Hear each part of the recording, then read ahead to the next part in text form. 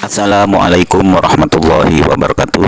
Anakku sekalian, jumpa lagi bersama saya dalam pelajaran PPKN. Nah, pada pertemuan ketiga ini di bab 2 terkait dengan proses perumusan Undang-Undang Dasar, kita akan membahas ya tentang arti penting Undang-Undang Dasar NRI tahun 1945. Nah, anakku sekalian, coba perhatikan baik-baik ya, gambar yang kalian lihat. Adakah tata tertib di sekolah kalian? Ya, tentu setiap sekolah memiliki tata tertib ya, aturan-aturan ya. Nah, apa saja isinya kira-kira ya? Tentang hal-hal yang diatur atau diwajibkan, ada hal-hal yang dilarang ya. Dan semua itu mencakup beberapa hal ya, seragam, ketentuan masuk, kedisiplinan dan lain sebagainya. Nah, mengapa ada tata tertib? Nah, tata tertib ini mengatur kehidupan di sekolah. Bagaimana kehidupan sekolah ini berlangsung ya, ini semuanya diatur di dalam tata tertib. Nah, tata tertib ini ya akan membentuk suatu kehidupan sekolah ini menjadi tertib, harmonis dan bisa berjalan dengan baik. Nah, inilah gunanya tata tertib. Nah, kehidupan bernegara ini juga perlu diatur. Nah, ya sama seperti tata tertib yang mengatur kehidupan sekolah. Nah, aturan tersebut ya dalam negara ini terdapat dalam satu naskah berupa aturan hukum tertinggi dalam kehidupan negara. Ini yang kemudian disebut dengan Undang-Undang Dasar Negara Republik Indonesia tahun 1945. Nah, sekalian, Undang-Undang Dasar ya tahun 1945 ini berisi aturan dasar kehidupan bernegara. Bagaimana kehidupan bernegara ini berjalan, diaturnya bagaimana? Ini aturan dasarnya terdapat di dalam Undang-Undang Dasar. Nah, kedudukan dari Undang-Undang Dasar ini ya sebagai hukum tertinggi ya, yang dimana aturan-aturan lain di negara kita itu ada ya, hukum-hukum ya, undang-undang ya, yang lain itu ada. Namun Undang-Undang Dasar ini ya kedudukannya sebagai yang paling tinggi dan fundamental sifatnya. Artinya apa? Artinya semua peraturan perundang-undangan yang berlaku di Indonesia ini tidak boleh bertentangan ya, dan harus berpedoman pada Undang-Undang Dasar Negara Republik Indonesia tahun 1945 ini. Makanya Undang-Undang Dasar ini sebagai sumber dari segala sumber hukum yang ada di Indonesia. Nah, anakku sekalian ya, lalu apa isi daripada Undang-Undang Dasar itu? Nah, di sini kita sampaikan ada beberapa hal yang merupakan isi atau substansi daripada Undang-Undang Dasar. Yang pertama adalah organisasi negara beserta tugasnya. Nah, di dalam Undang-Undang Dasar itu terdapat ya organ-organ negara ya, lembaga-lembaga negara lengkap dengan ya tugasnya, fungsinya apa, kewenangannya apa. Nah, ini semua ini terdapat di dalam Undang-Undang Dasar. Kemudian yang kedua itu adalah hak asasi manusia. Nah, ini sekarang harus ya suatu konstitusi atau Undang-Undang Dasar itu harus mencantumkan aturan terkait dengan hak asasi manusia. Kemudian ada juga prosedur mengubah undang-undang ya. Nah, ini Undang-Undang Dasar kita ini sudah mengalami amandemen, dan bagaimana cara mengubah atau mengamandemen itu sudah diatur di dalam Undang-Undang Dasar.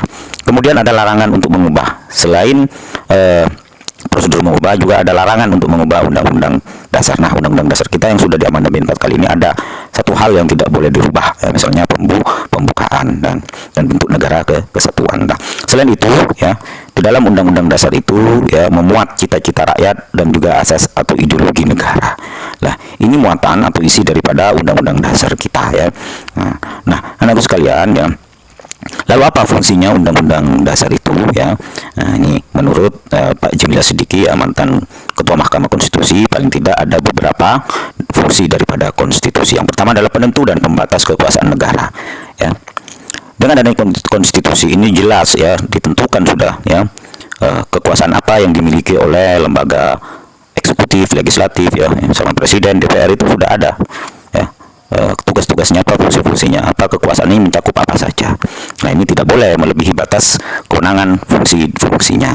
Nah, yang kedua, pengatur hubungan kekuasaan antar organ negara. Nah, di dalam konstitusi ya, aturan-aturannya ini juga memiliki fungsi dari aturan tersebut, yaitu mengatur hubungan, bagaimana hubungan antara legislatif dengan yudikatif, ya, legislatif dengan eksekutif ya.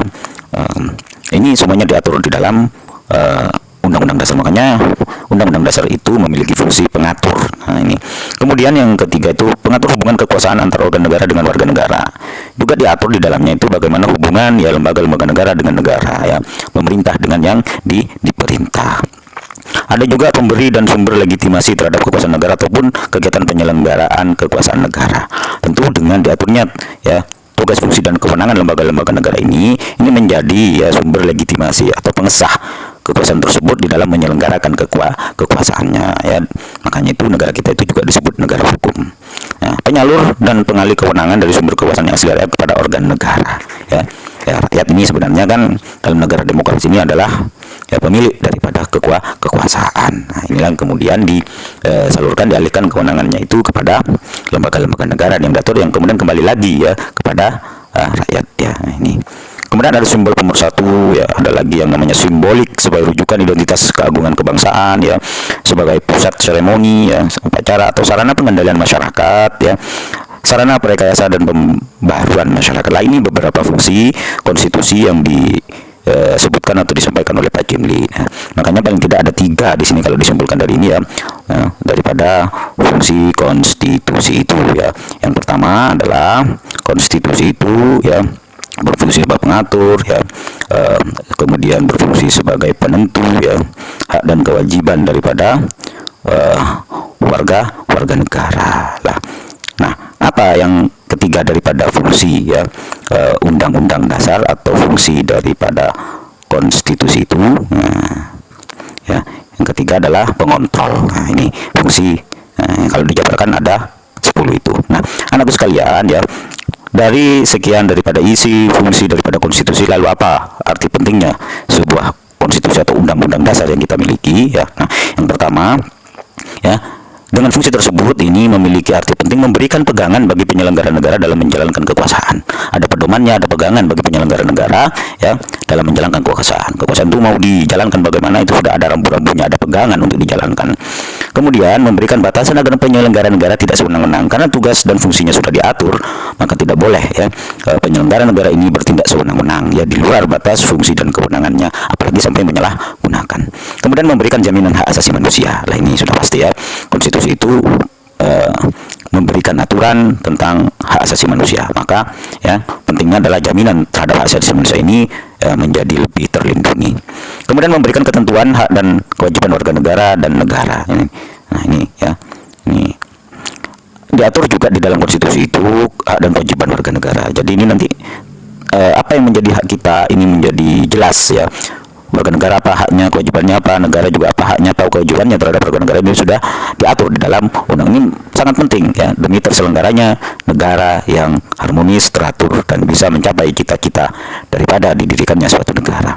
Nah, yang terakhir adalah memberikan arahan pedoman bagi generasi penerus dalam menjalankan negara.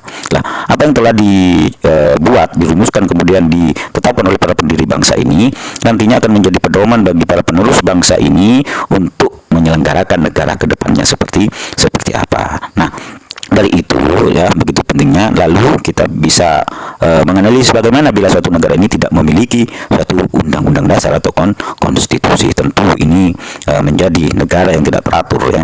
Nah, menjadi negara yang bisa saja ya terjadi kesewenang-wenangan di dalam penyelenggaraannya ya. Karena tanpa aturan hukum dasar. Nah, sama seperti sekolah, bagaimana kalau di sekolah itu tidak ada tata tertib atau aturan-aturan yang mengatur penyelenggaraan kehidupan di sekolah. Lah, itu arti penting daripada Undang-Undang Dasar Negara Republik Indonesia tahun 1945. Nah, anakku sekalian, lalu bagaimana kita ini sebagai warga negara bersikap atau menyikapi adanya Undang-Undang Dasar itu?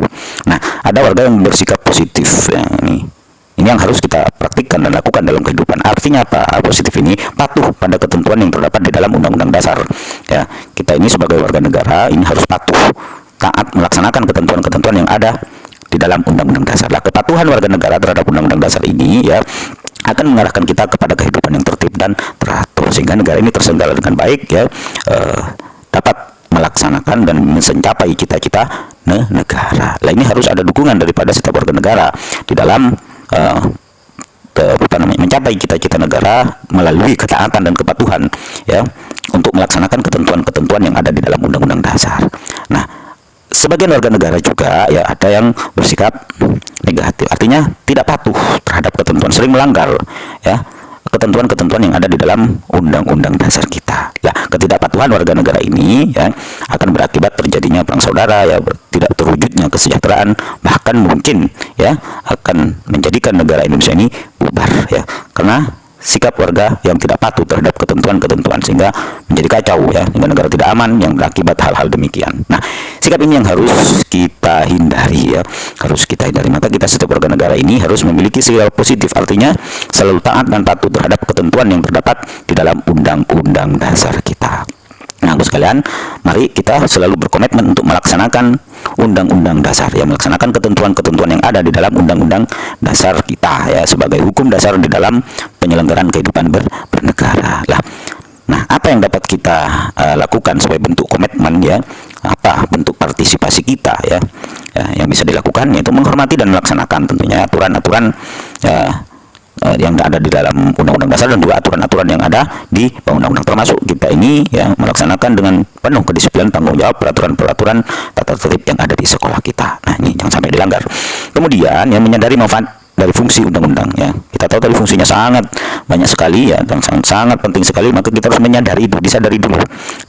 Nah, dengan menyadari ini maka ada dorongan kesadaran kita untuk taat dan patuh terhadap ketentuan-ketentuan yang ada di dalamnya.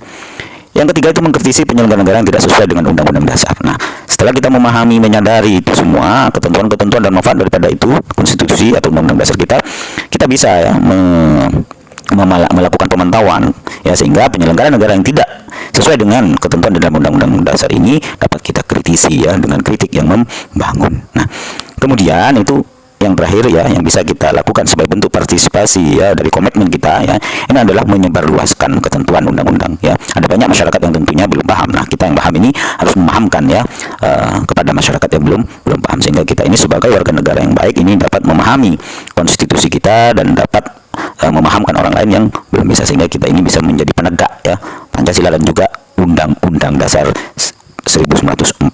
Nah, anakku sekalian ya, ini nanti yang dapat saya sampaikan. Terima kasih. Apabila ada pertanyaan nanti disampaikan di grup WA kelas ya. Sampai jumpa pada video materi selanjutnya. Assalamualaikum warahmatullahi wabarakatuh.